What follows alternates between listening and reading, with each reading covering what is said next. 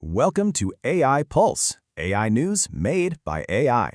We're plugging you straight into the source code of what's happening in artificial intelligence right now. All right, it is January 28th, 2026, and we have a packed show for you. First, we're going to look at the humanoid robot race. It's getting wild. Then we'll follow the money and see who's really powering this AI gold rush. After that, we'll talk about a new personal AI agent. Super cool, but is it super risky? And finally, we'll tackle the big question: how do we tame this new AI frontier? Let's jump in. Okay, so first up, let's talk robots. The race to build humanoids is seriously heating up, but what's fascinating is that it's splitting off into two totally different directions. You've got one lane heading straight for your home, and the other, well, it's shooting for the stars. So over in the US, there's this new startup, Fauna Robotics, and they are intentionally swimming against the current. Their CEO, Rob Cochran, puts it perfectly.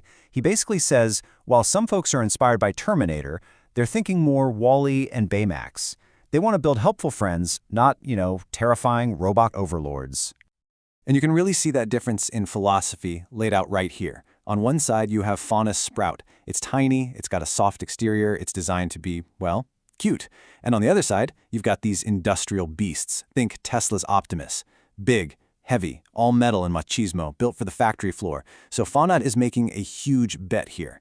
They're saying that for a robot to really make it into our lives, into our homes, it can't just be a machine. It's got to feel like part of the family.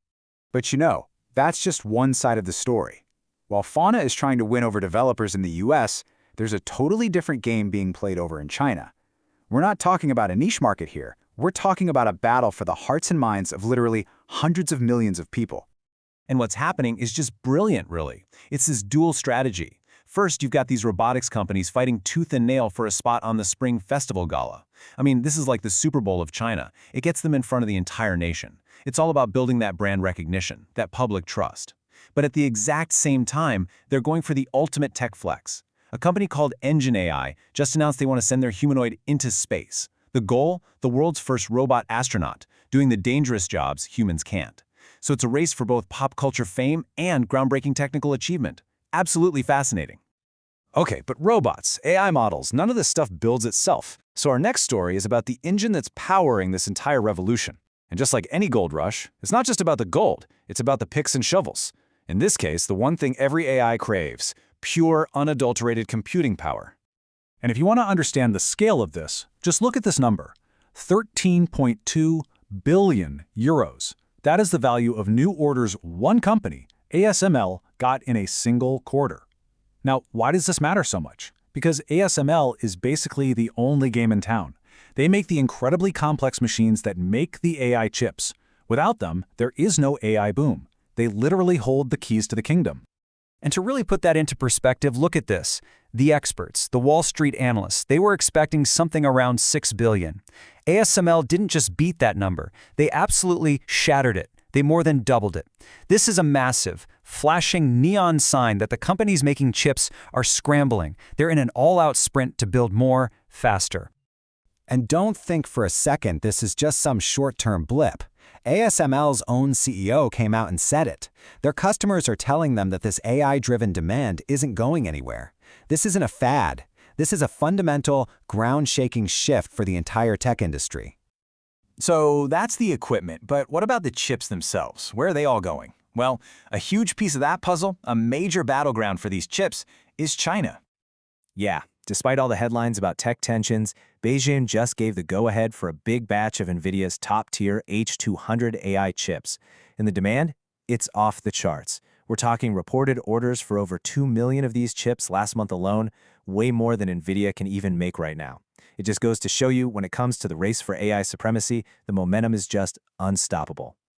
Okay, so we've gone from global supply chains to geopolitical strategy. Let's bring this all the way down to you, to your own computer.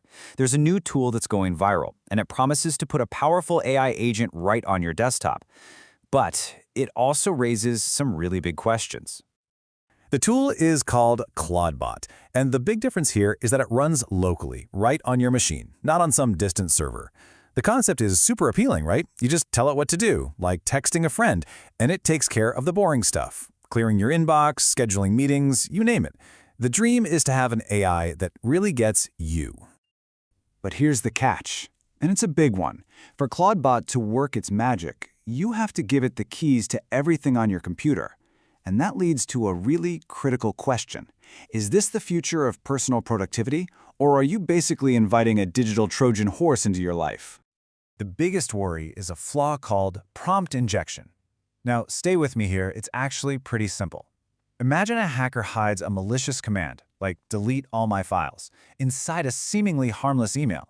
If Clawdbot reads that email to summarize it for you, it might not see the trick. It could just execute the command. And just like that, an attacker could be reading your private messages, grabbing your passwords, basically doing anything they want on your computer. The potential for damage is huge. And, this quote from Jake Peterson over at Lifehacker just nails the feeling, right? He says, maybe some people trust AI enough. If it makes me a Luddite to feel the opposite, so be it.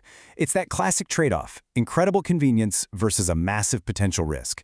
And for a lot of people, handing over the keys to their entire digital life to an AI is just a bridge too far. So, this explosion of powerful new tools obviously comes with some pretty scary risks. And that brings us perfectly to our last story today, the race to actually regulate this stuff. How do we build guardrails to tame this wild new AI frontier before it's too late? The fundamental problem for anyone trying to make AI safe is that it's a moving target. It's not like a car you inspect once a year. These models are constantly learning, constantly changing. An audit you do on Monday could be totally useless by Friday. So the big question is, how on earth do you keep up with that? Well, one potential answer is a new framework called CABCA. And the best way to think about it is this. Instead of a once-a-year safety inspection for your car, it's like the check engine light that's always on, constantly monitoring everything in real time. It takes all those big, abstract safety rules and turns them into things it can actually measure. Then, it automatically and continuously collects data to make sure the AI is staying within those safe boundaries, second by second. And this quote really sums up the whole paradigm shift we need. It's from Jürgen Grossman at ETSI. He says that real trust in AI can only come from life-cycle-long compliance. In other words, safety can't be something you bolt on at the end. It has to be baked in from the very beginning and monitored for the entire life of the system. It's a total change in how we have to approach this. So what a ride today, huh? We saw the robot race split between friendly companions and astronaut pioneers. We followed the massive river of cash pouring into the computer chips that formed the bedrock of this whole revolution. We brought it right home to your desktop with AI assistants that are both incredibly promising and potentially perilous. And we wrapped up by looking at how we might actually make this powerful technology safe and trustworthy for the future. Look, things are moving at lightning speed out there. Staying ahead of the curve is everything. That's all for today's AI Pulse. Make sure you subscribe so you don't miss a thing. Thanks for watching.